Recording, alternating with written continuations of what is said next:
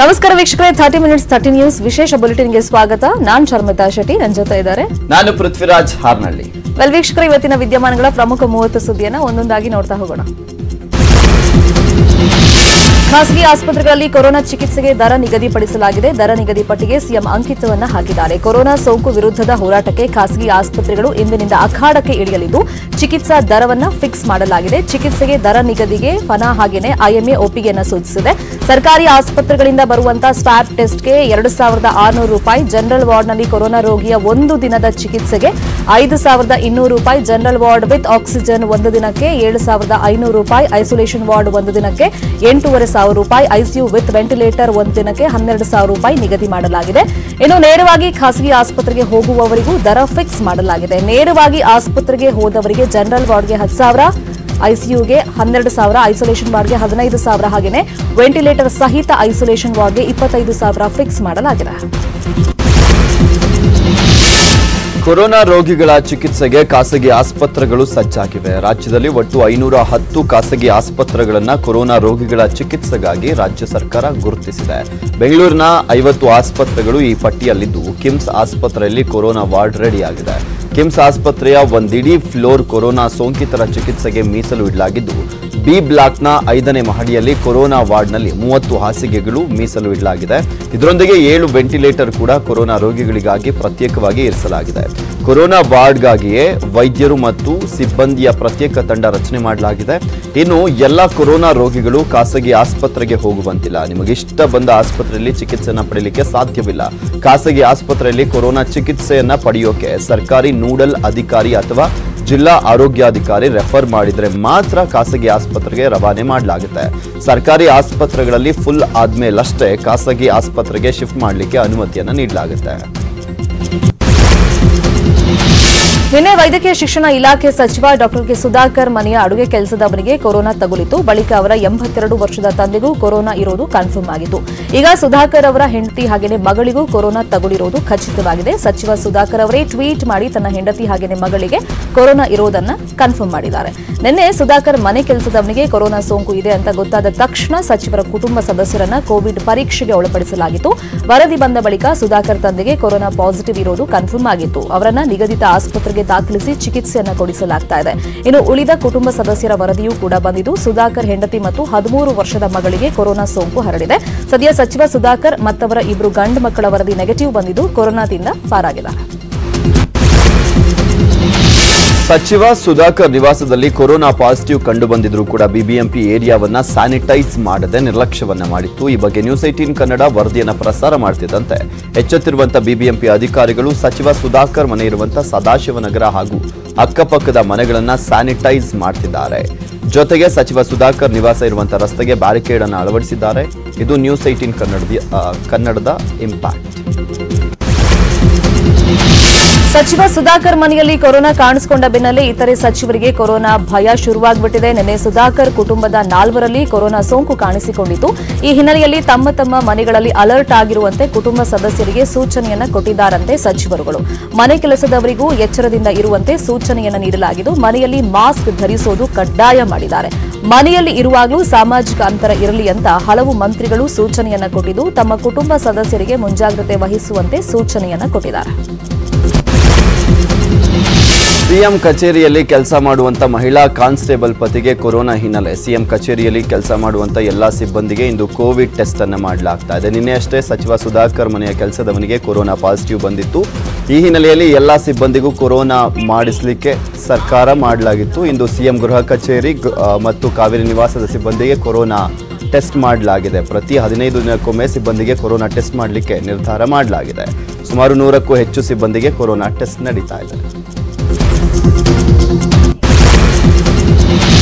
ವೈದ್ಯಕೀಯ ಶಿಕ್ಷಣ ಸಚಿವ ಡಾಕ್ಟರ್ ಕೆ ಸುಧಾಕರ್ ಮನೆಯಲ್ಲಿ ಕೊರೋನಾ ಕಾಣಿಸಿಕೊಂಡಂತ ಹಿನ್ನೆಲೆಯಲ್ಲಿ ಕೋವಿಡ್-19 ಬೆಂಗಳೂರು ಉಸ್ತುವಾರಿ ಸಚಿವರನ್ನ ಬದಲಾವಣೆ ಮಾಡೋದಕ್ಕೆ ಸಿಎಂ ಬಿಎಸ್ವೈ ಚಿಂತನೆ ಮಾಡ್ತಿದ್ದಾರೆ ಅಂತ ಹೇಳಲಾಗ್ತಾ ಇದೆ. ತಾತ್ಕಾಲಿಕವಾಗಿ ಕೋವಿಡ್-19 ಉಸ್ತುವಾರಿ ಬದಲಾವಣೆಗೆ ಸಿಎಂ ಬಿಎಸ್ವೈ ಚಿಂತನೆಯನ್ನ ಮಾಡಿದ್ದು, ಇಂತಹ ಸಂದರ್ಭದಲ್ಲಿ ಸರ್ಕಾರ ಅವರಿಂದ ಹೆಚ್ಚಿನ ಸಮಯವನ್ನು ನಿರೀಕ್ಷೆ ಮಾಡುವುದು ಸರಿಯಲ್ಲ. ಸುಧಾಕರ್ಗೂ ವೈಯಕ್ತಿಕವಾದ ಜೀವನವಿದೆ. ಸದ್ಯ ಅವರ ಕುಟುಂಬದ 3ರಿಗೆ ಕೊರೋನಾ ಪಾಸಿಟಿವ್ ಪತ್ತೆಯಾಗಿದೆ. ಸುಧಾಕರ್ ಸದ್ಯ ಅವರ ಕುಟುಂಬಸ್ಥರ ಬಗ್ಗೆ ನಿಗಾ ವಹಿಸಬೇಕಾಗುತ್ತೆ.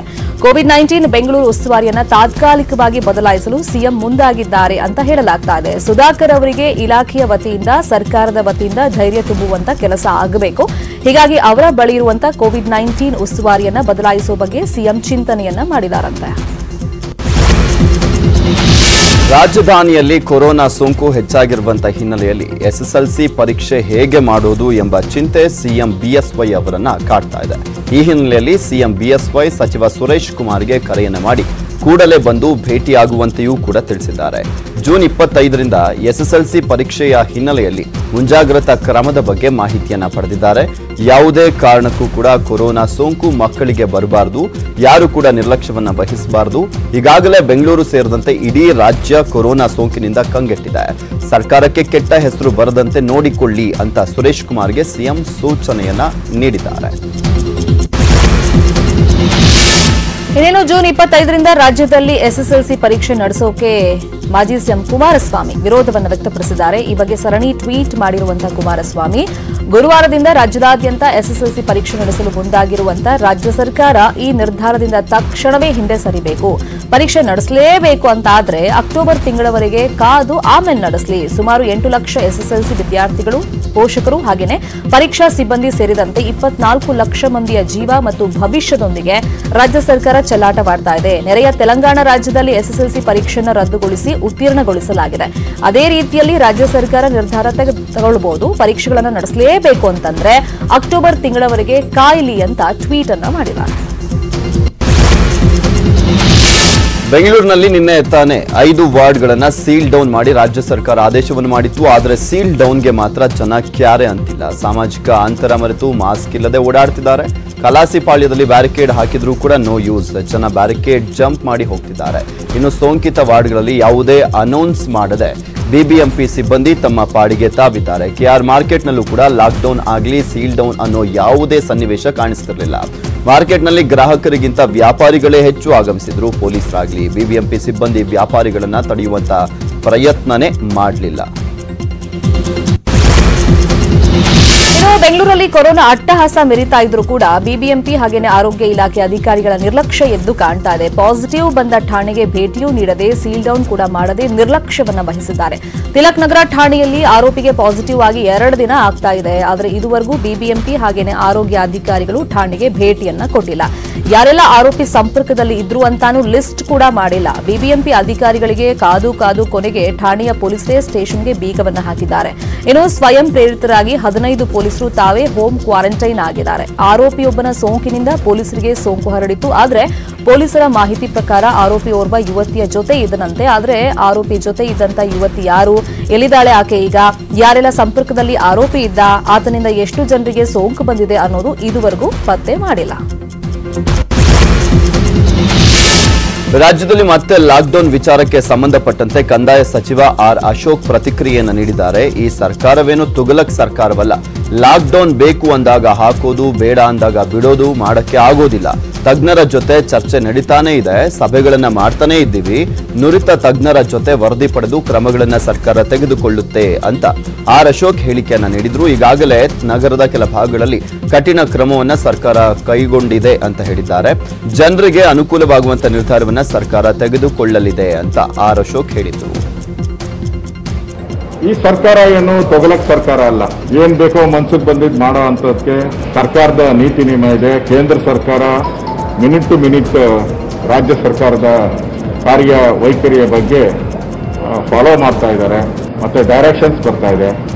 ನಮ್ಮದೇ ಆದಂಥ ಒಂದು ಎಕ್ಸ್ಪರ್ಟ್ ಕಮಿಟಿ ಇದೆ. ಅದರಲ್ಲಿ ಡಾಕ್ಟರ್ಸ್ ಇದ್ದಾರೆ, IAS ಆಫೀಸರ್ಸ್ ಇದ್ದಾರೆ, ಪೊಲೀಸ್ ಇದ್ದಾರೆ.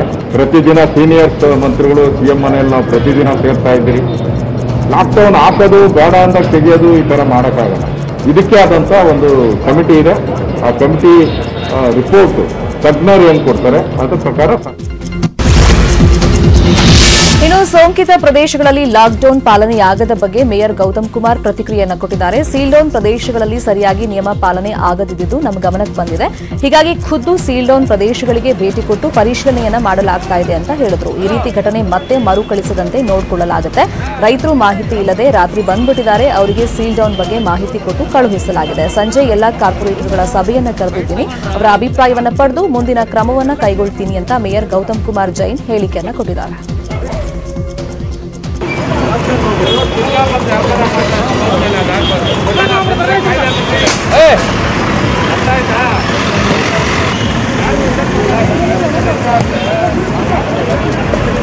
ಸಿಎಂ ಸಾಹೇಬರು ಹೇಳಿದ ಮೇಲೆ ನಿನ್ನೆ ಸಾಯಂಕಾಲ ಆಯುಕ್ತರು ಅದನ್ನು ಆದೇಶ ಹೊರಡಿಸಿದ್ದಾರೆ.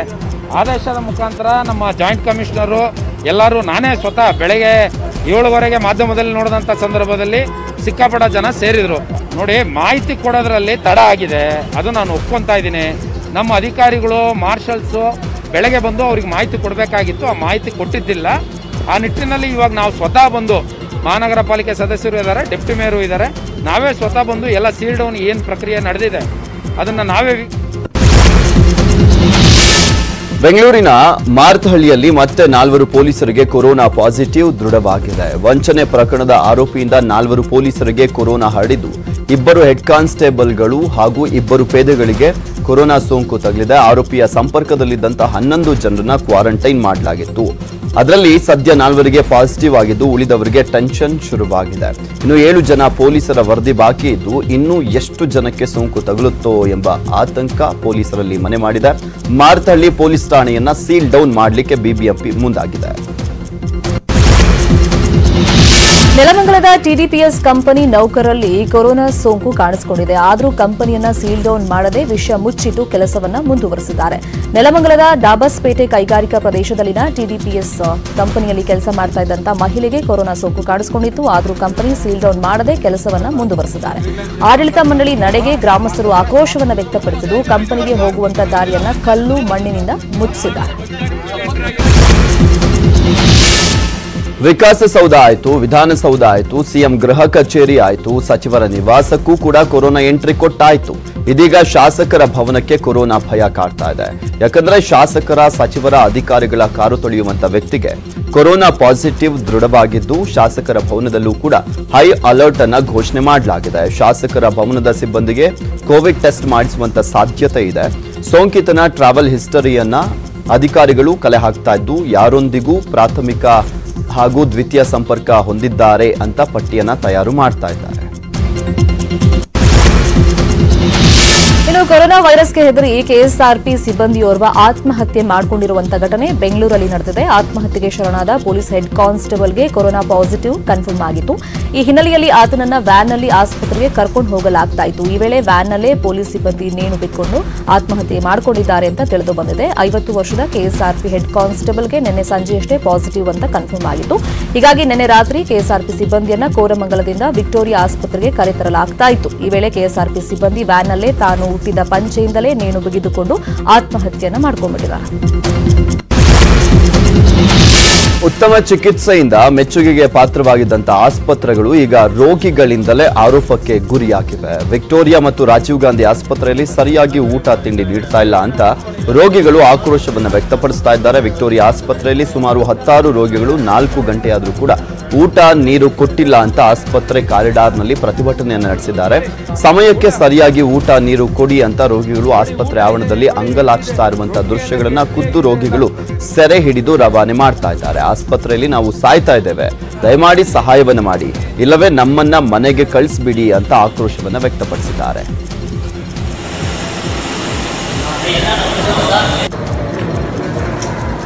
ಇಷ್ಟು ಜನ ನಿಲ್ಕೊಂಡಿದ್ದಾರೆ,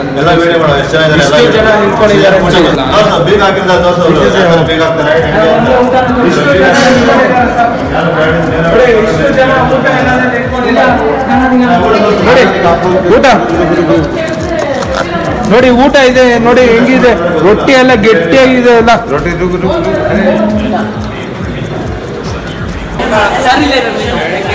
ಬೆಳಗ್ಗೆ ಟಿಫನ್ ಬಂದಿರೋದಷ್ಟೇ, ಬೆಳಗ್ಗೆ ಮತ್ತೆ ತಿರುಗಿ ಗಂಜಿಯಿಂದ ಕೊಡ್ತಿದ್ರು, ಅದು ಬಂದಿಲ್ಲ. ಒಬ್ಬ ಡಾಕ್ಟರ್ ನಿನ್ನೆ ರಾತ್ರಿ 10:30 ಆದ್ರೂ ಊಟ ಬಂದಿಲ್ಲ. ಇವಾಗ 3 ಗಂಟೆ ಆಯ್ತು. ಕೇಳಿದ್ರೆ ಮೂಲಭೂತ ಸೌಕರ್ಯ ಏನು ಸಿಗ್ತಾ ಇಲ್ಲ, ಇಲ್ಲಿ ಏನ್ ಕೇಳಿದ್ರು ಏನು ಕೊಡ್ತಾ ಇಲ್ಲ ಸರ್. 10:30 ರಾತ್ರಿ ಊಟ ಕೊಟ್ಟಿದ್ದಾರೆ, ಏನ್ ತಿನ್ನೋದು ಹೇಳಿ? ಇನ್ನ ಇಷ್ಟೊತ್ತಾದ್ರೂ ಇದು ಲಿಫ್ಟ್ ಕೇಳೋಗಿದೆ, ಮೇಲ್ ಹೋಗಕ್ಕಾಗ್ತಲ್ಲ, ಬರಕ್ಕಾಗ್ತಿಲ್ಲ, ವಾಮಿಟ್ ಆಗೋಗ್ತದೆ. ಏನ್ ತಗೊಳ್ಳೋದು ನಾವು? ಎಲ್ಲಿರೋದು? ಆ ಮೆಟ್ಲೆಲ್ಲ ಫುಲ್ ಸ್ಟೇರ್ ಕೇಸ್ ಎಲ್ಲ ಬೀಗ ಹಾಕಿದ್ದಾರೆ, ಹತ್ತೋಂಗಿಲ್ಲ, ಇಳಿಯೋಂಗಿಲ್ಲ. ಕಾಂಗ್ರೆಸ್ ಪ್ರತಿಜ್ಞಾ ದಿನದ ಪೂರ್ವಭಾವಿ ಸಭೆಯಲ್ಲಿ ನಿಯಮ ಉಲ್ಲಂಘನೆ ಮಾಡಲಾಗಿದೆ. ರಾಜ್ಯ ಸರ್ಕಾರ ಅನುಮತಿ ಕೊಟ್ಟಿದ್ದು 150 ಜನಕ್ಕೆ ಮಾತ್ರ. ಆದರೆ ಕಾಂಗ್ರೆಸ್ ಸಭೆಯಲ್ಲಿ ಸೇರಿದ್ದು 300ಕ್ಕೂ ಹೆಚ್ಚು ಜನರು. ಜುಲೈ 2ಕ್ಕೆ ನಿಗದಿಯಾಗಿರುವಂತಹ ಕೆಪಿಸಿಸಿ ಅಧ್ಯಕ್ಷರ ಪ್ರತಿಜ್ಞಾ ದಿನ ಕಾರ್ಯಕ್ರಮಕ್ಕಾಗಿ ಕಾಂಗ್ರೆಸ್ ನೂತನ ಕಚೇರಿಯಲ್ಲಿ ಪೂರ್ವಭಾವಿ ಸಭೆಯಲ್ಲಿ ನಿಯಮ ಉಲ್ಲಂಘನೆಯನ್ನು ಮಾಡಲಾಗಿದೆ. ಸಭೆಯಲ್ಲಿ ಸಿದ್ದರಾಮಯ್ಯ, ಡಿಕೆ ಶಿವಕುಮಾರ್, ಖರ್ಗೆ, ರಾಮಲಿಂಗಾರೆಡ್ಡಿ ಸೇರಿದಂತೆ ಶಾಸಕರು ಭಾಗವಹಿಸಿದ್ದಾರೆ. ಕೆಪಿಸಿಸಿ ಅಧ್ಯಕ್ಷ ಡಿಕೆ ಶಿವಕುಮಾರ್ ಮಾಸ್ಕ್ ಧರಿಸದೆ ಕಾಂಗ್ರೆಸ್ ಕಚೇರಿಗೆ ಆಗಮಿಸಿದ್ರು. ಈ ವೇಳೆ ಸಾಮಾಜಿಕ ಕಾಯ್ದುಕೊಳ್ಳದೆ ನೂಕುನುಗ್ಗಲು ಉಂಟಾಯಿತು.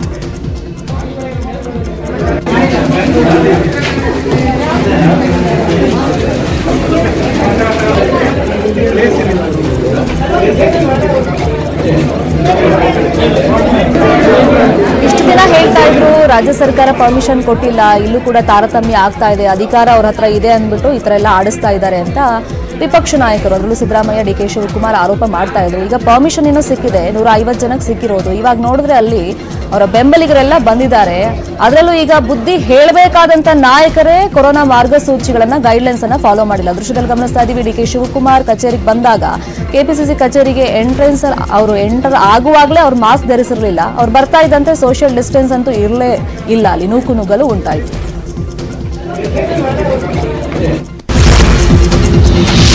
ಬೆಂಗಳೂರಿನಂತೆ ಮಂಗಳೂರಿನ ವೆನ್ಲಾಕ್ ಕೋವಿಡ್ ಆಸ್ಪತ್ರೆಯಲ್ಲೂ ಕೂಡ ಅವ್ಯವಸ್ಥೆ ತಾಂಡವವಾಡ್ತಾ ಇದೆ. ವೆನ್ಲಾಕ್ ಕೋವಿಡ್ ಆಸ್ಪತ್ರೆ ವಿರುದ್ಧ ರೋಗಿಗಳು ಅಸಮಾಧಾನವನ್ನ ಹೊರಹಾಕಿದ್ದಾರೆ.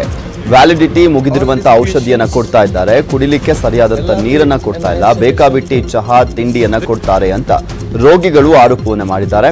ಬಾತ್ರೂಮ್ಗಳಲ್ಲಿ ಅಲ್ಲಲ್ಲಿ ಬಳಸಿಟ್ಟಂತ ಮಾಸ್ಕ್ಗಳನ್ನ ಹಾಕ್ತಾರೆ. ಇಲ್ಲಿ ಯಾರೂ ಕೂಡ ಭದ್ರತಾ ಸಿಬ್ಬಂದಿಗಳು ಇಲ್ಲ ಅಂತ ಆರೋಪವನ್ನ ಮಾಡಿದ್ದಾರೆ. ಉಳಿದಿರುವಂತಹ ಪ್ರಮುಖ ಸುದ್ದಿಯನ್ನು ನೋಡೋಣ ಬ್ರೇಕ್ ಆದ್ಮೇಲೆ. Welcome back. ಉಳಿದ ಸುದ್ದಿಗಳನ್ನ ಒಂದೊಂದಾಗಿ ನೋಡ್ತಾ ಹೋಗೋಣ.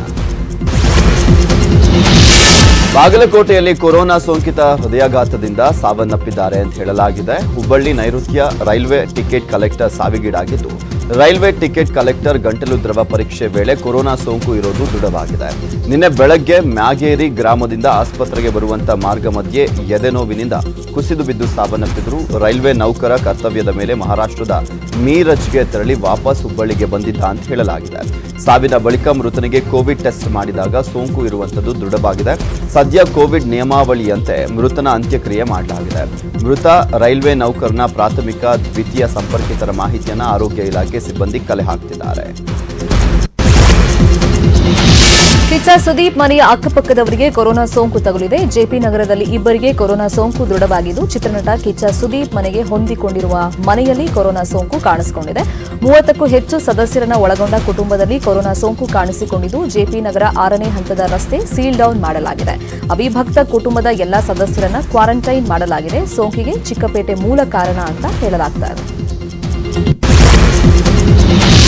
ರಾಜ್ಯದಲ್ಲಿ ಕೊರೋನಾ ವೈರಸ್ನ ಅಟ್ಟಹಾಸ ಹಿನ್ನೆಲೆಯಲ್ಲಿ 2ನೇ ಬಾರಿ ಕೇರಳ ಸರ್ಕಾರದ ಜೊತೆಗೆ ಮಾತುಕತೆಯನ್ನು ನಡೆಸಲಿಕ್ಕೆ ರಾಜ್ಯ ಸರ್ಕಾರ ಮುಂದಾಗಿದೆ. ಮೊದಲ ಬಾರಿ ಕೇರಳ ಸರ್ಕಾರದ ಜೊತೆಗೆ ಡಾಕ್ಟರ್ ಕೆ ಸುಧಾಕರ್ ಮಾತುಕತೆಯನ್ನು ನಡೆಸಿದ್ರು. ಡಾಕ್ಟರ್ ಸುಧಾಕರ್ಗೆ ಸದ್ಯ ಹೋಮ್ ಕ್ವಾರಂಟೈನ್ ಮಾಡಲಾಗಿದ್ದು, ಸುಧಾಕರ್ ಅವರ ಅನುಪಸ್ಥಿತಿಯಲ್ಲಿ 2ನೇ ಬಾರಿಗೆ ಕೇರಳ ಸರ್ಕಾರದ ಜೊತೆಗೆ ಮಾತುಕತೆಗೆ ರಾಜ್ಯ ಸರ್ಕಾರ ನಿರ್ಧಾರವನ್ನು ಮಾಡಿದೆ.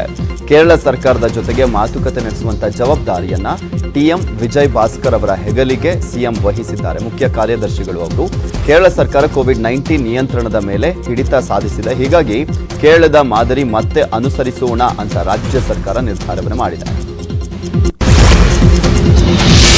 ಸಾಂಸ್ಕೃತಿಕ ನಗರಿ ಮೈಸೂರಲ್ಲಿ ಕೊರೋನಾ ಸಮುದಾಯಕ್ಕೆ ಹರಡಿದೆಯಾ ಅನ್ನೋ ಸಂಶಯ ವ್ಯಕ್ತವಾಗಿದೆ. ಈ ಮಧ್ಯೆ ಹಣ್ಣು ವ್ಯಾಪಾರಿಯೊಬ್ಬರಿಗೆ ಕೊರೋನಾ ಕಾಣಿಸಿಕೊಂಡ್ಬಿಟ್ಟಿದೆ. ಹೀಗಾಗಿ ಮೈಸೂರಲ್ಲಿ ಕೊರೋನಾ ಸೋಂಕು ಸಮುದಾಯ ಮಟ್ಟದಲ್ಲಿ ಹಬ್ಬಿರೋದಕ್ಕೆ ಇದೇ ಸಾಕ್ಷಿನಾ ಅಂತ ಜನ ಆತಂಕವನ್ನು ವ್ಯಕ್ತಪಡಿಸ್ತಾ ಇದ್ದಾರೆ.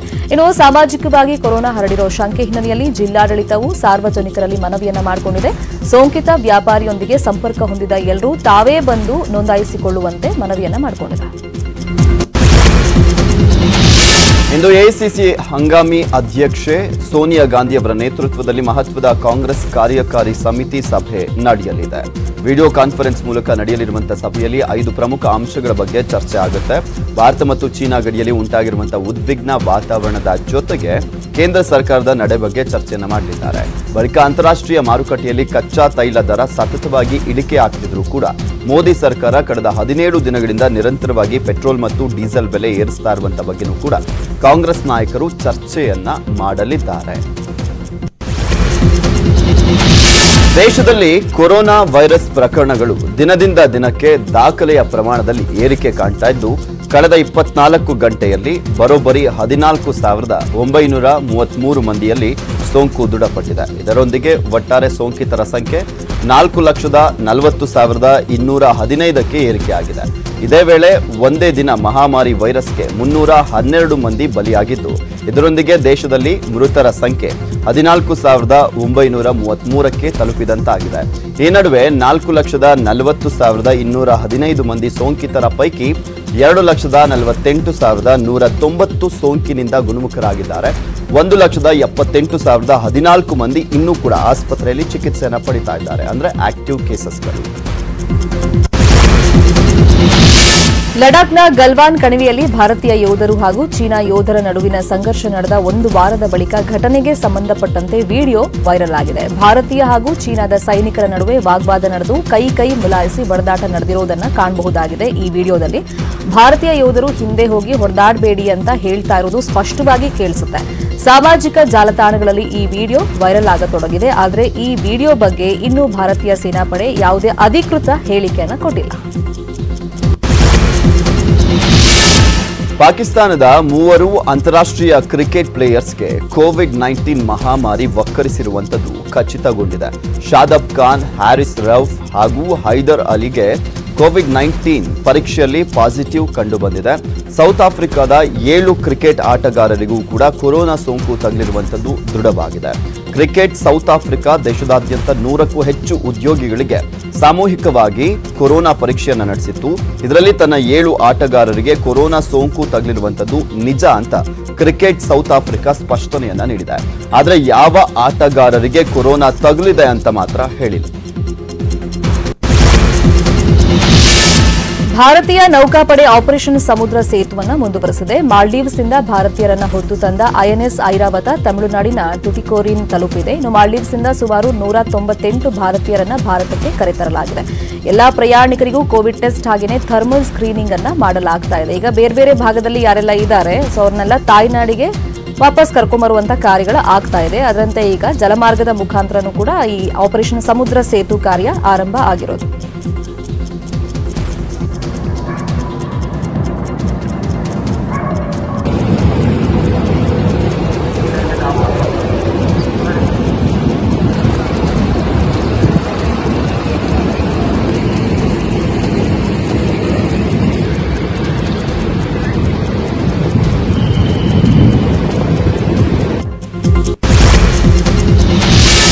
ಜಗತ್ ಪ್ರಸಿದ್ಧ ಪುರಿ ಜಗನ್ನಾಥ ವಾರ್ಷಿಕ ರಥಯಾತ್ರೆ ಇತಿಹಾಸದಲ್ಲಿಯೇ ಮೊದಲ ಬಾರಿಗೆ ಭಕ್ತಾದಿಗಳಿಲ್ಲದೆ ನಡೆದಿರುವಂಥದ್ದು. ಸುಪ್ರೀಂ ಕೋರ್ಟ್ ಆರ್ಡರ್ ಕೂಡ ಆಗಿತ್ತು, ಯಾವುದೇ ಕಾರಣಕ್ಕೂ ನಡೆಸಬಾರದು ಅಂತ. ಕೊರೋನಾ ವೈರಸ್ ಹಿನ್ನೆಲೆಯಲ್ಲಿ 1 ವಾರ ನಡೆಯುವಂಥ ರಥಯಾತ್ರೆಗೆ ಸುಪ್ರೀಂ ಕೋರ್ಟ್ ನಿನ್ನೆ ಷರತ್ತುಬದ್ಧ ಅನುಮತಿಯನ್ನ ನೀಡಿತ್ತು.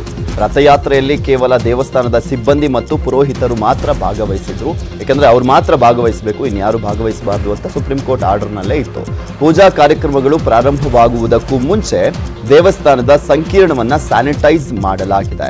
ರಥಯಾತ್ರೆಗೆ ದೇವಸ್ಥಾನವನ್ನ ವರ್ಣರಂಜಿತವಾಗಿ ಸಜ್ಜುಗೊಳಿಸಲಾಗಿತ್ತು. ಇನ್ನು ಪ್ರಧಾನಿ ನರೇಂದ್ರ ಮೋದಿ ಅವರು ಕೂಡ ಪುರಿ ಜಗನ್ನಾಥ ರಥಯಾತ್ರೆಗೆ ಶುಭಾಶಯವನ್ನ ಕೋರಿದ್ದು, ಜಗನ್ನಾಥ ರಥಯಾತ್ರೆ ದೇಶದ ಪ್ರತಿಯೊಬ್ಬರಿಗೂ ಸಂತೋಷ, ಅದೃಷ್ಟ ಹಾಗೂ ಆರೋಗ್ಯ ನೀಡಲಿ ಅಂತ ಕೇಳಿಕೊಂಡಿದ್ರು.